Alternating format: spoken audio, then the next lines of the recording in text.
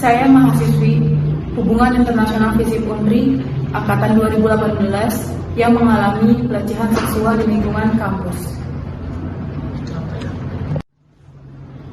Kronologi pelecehan seksual yang saya terima tersebut terjadi pada tanggal 27 Oktober pada hari Rabu jam 12.30.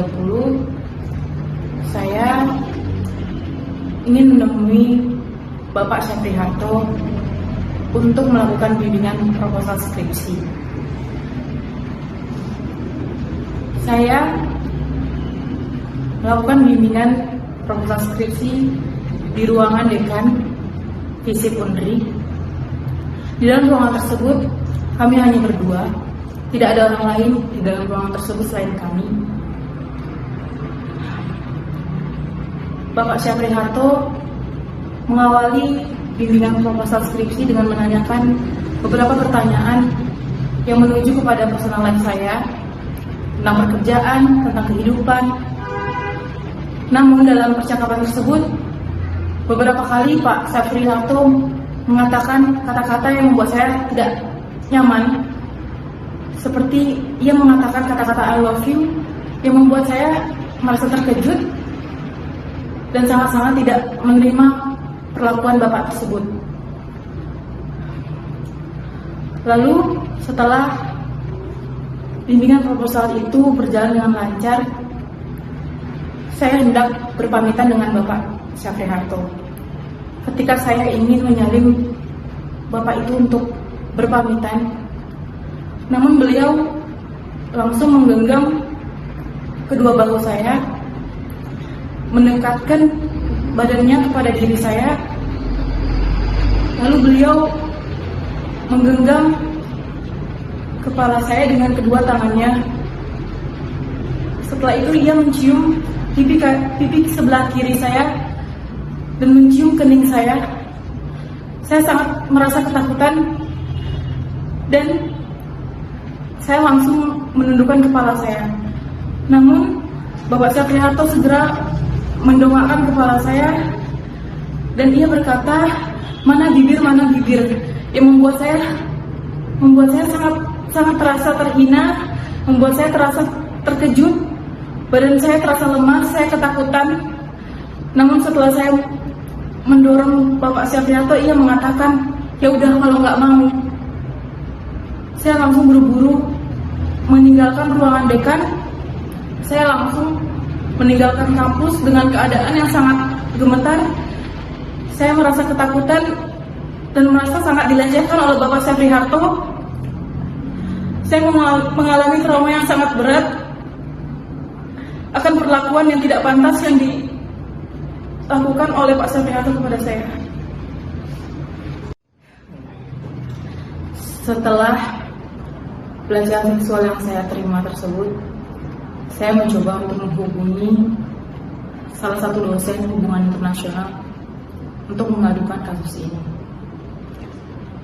Saya meminta beliau untuk menemani saya untuk menemui ketua jurusan untuk melaporkan kasus ini dan agar bisa mengganti pembimbing proposal saya. Namun, ketika hari saya hendak bertemu dengan ketua jurusan, ia menyuruh saya untuk bertemu dulu dengan dirinya sebelum menjumpai ketua jurusan. Walaupun saya sudah sampai ke rumah ketua jurusan, ia menyuruh saya berputar balik untuk menemui diri dia terlebih dahulu di sebuah kedai kopi. Di sana, ia mencoba melakukan penekanan kepada saya untuk tidak memberitahu ketua jurusan tentang kasus ini. Ia mengancam saya dengan kata-kata seperti, jangan sampai gara-gara kasus ini Bapak Syafri Harto nanti bercerai dengan istrinya. Atau dia juga menegaskan bahwa saya hanya disuruh bersabar saja, disuruh tabah saja tanpa perlu mempermasalahkan kasus pelecehan seksual yang sangat besar yang telah menimpa saya ini. Beliau berusaha menghalang-halangi saya untuk mendapatkan keadilan atas perlakuan yang tidak pantas yang diberikan oleh Bapak Syafriharto kepada saya. Lalu di hari itu juga, selepas sholat Jumat, akhirnya kami bertemu didampingi oleh dosen yang berusaha mencegah saya tadi. Di sana ternyata yang awalnya saya kira Bapak tersebut mendukung saya dan ingin melindungi saya, namun ternyata tidak. Di depan ketua jurusan, ia mencoba menyalah-nyalahkan saya atas kecerobohan saya yang tidak menggunakan SK dalam melakukan bimbingan proposal. Dia mementingkan persyaratan SK ketimbang kasus pelecehan seksual yang saya terima oleh Bapak Syafriharto. Berulang kali dia mencoba menjatuhkan saya, mencoba untuk menyalahkan saya di depan ketua jurusan. Bahkan ia sempat beberapa kali mengayunkan kakinya seolah-olah ia marah terhadap pernyataan-pernyataan saya. Saya merasa sangat tertekan dan sehingga saya merasa sangat-sangat diintimidasi oleh Bapak tersebut. Dan ketika ketua jurusan menanyakan tentang kasus ini,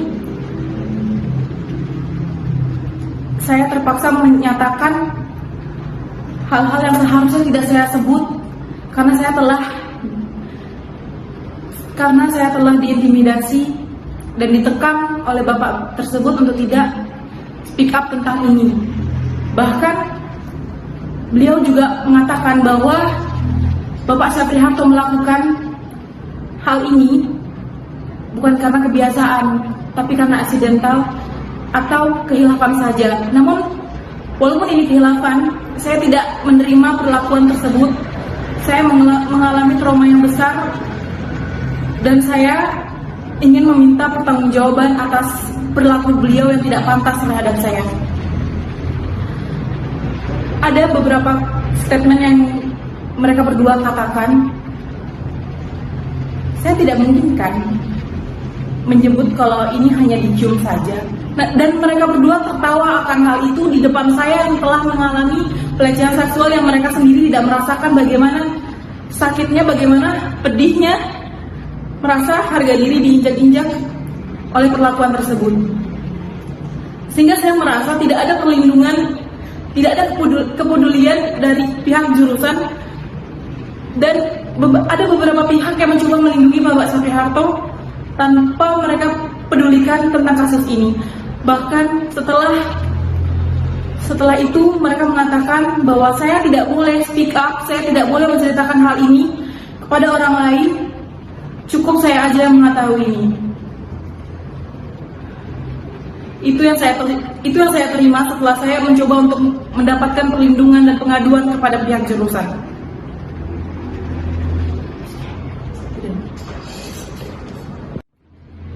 Setelah saya mencoba melaporkan kasus pelecehan seksual yang saya terima tersebut kepada ketua jurusan, dosen yang mencoba mengintimidasi saya mengatakan bahwa saya harus bertemu atau menghubungi langsung Bapak Syafriharto dan mencoba untuk mempertemukan kami secara langsung. Beliau tidak memikirkan dan tidak mengerti bagaimana perasaan saya sebagai korban dipaksa untuk menemui pelaku yang bahkan ketika saya membayangkan wajah Bapak tersebut, saya mengalami ketakutan yang sangat luar biasa. Dosen tersebut sangat-sangat jahat kepada saya. Dan setelah itu, Bapak Syafriharto mencoba menghubungi saya berkali-kali dengan nomor baru yang tidak saya ketahui, dan beliau sempat mengirim pesan kepada saya dan mengatakan, kok telepon Bapak di reject, yang membuat saya merasa sangat diteror, merasa sangat ketakutan akan tindakan-tindakan yang dilakukan oleh Bapak Syafriharto. Dan dosen yang mengintimidasi saya tersebut berusaha berkali-kali untuk membuat saya mengangkat telepon Bapak Syafri Harto. Lalu Bapak Syafri Harto mencoba menghubungi keluarga saya dengan pelantara, namun beliau berdalil dan mengatakan bahwa ia mencium saya hanya sebagai anak. Namun keluarga saya membantah dan memarahi pelantara tersebut, mengatakan bahwa kalau memang anak, kenapa harus minta bibir? Kenapa harus berkata mana bibir, mana bibir? Apakah perlakuan orang tua kepada anak harus seperti itu? Itu yang membuat saya sangat-sangat terhina, di mana Bapak itu masih tidak jujur dan Bapak itu masih melakukan pembelaan atas perlakuan kejinya terhadap saya. Keluarga saya dan saya tidak menerima perlakuan tersebut. Kami tidak sama sekali bisa memaafkan perlakuan keji Bapak Syafri Harto terhadap saya. Sudah seminggu setelah kejadian, akhirnya saya dapat mengumpulkan keberanian untuk melakukan perekaman, untuk memberitahu dan speak up atas kasus yang saya alami. Saya merasa kasus ini harus diangkat. Saya harus mendapatkan keadilan saya. Dan saya juga mengharapkan untuk seluruh wanita di luar sana, siapapun kalian yang mengalami pelecehan seksual, terlebih lagi di lingkungan kampus, saya berharap kamu kuat, saya berharap kamu untuk speak up, memberitahukan apa perlakuan keji yang mereka lakukan kepada diri kamu. Jangan membiarkan mereka tertawa atas perlakuan keji yang telah mereka lakukan terhadap diri kamu. Dan saya ingin hal ini tidak terjadi lagi kepada setiap perempuan, terlebih lagi mahasiswi yang mungkin mengalami ketakutan seperti saya. Saya harap kalian kuat, saya harap kalian berani.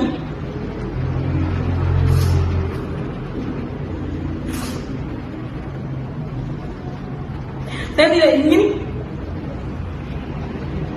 mereka dengan santainya melakukan pelecehan seksual dengan kita wanita yang tidak memiliki kekuatan untuk membalas.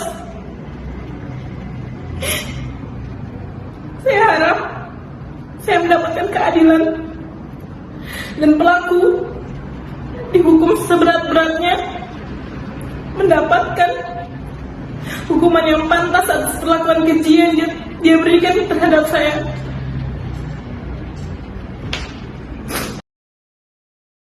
Aja kelalen follow lan subscribe sosmed Tribun Banyumas ya.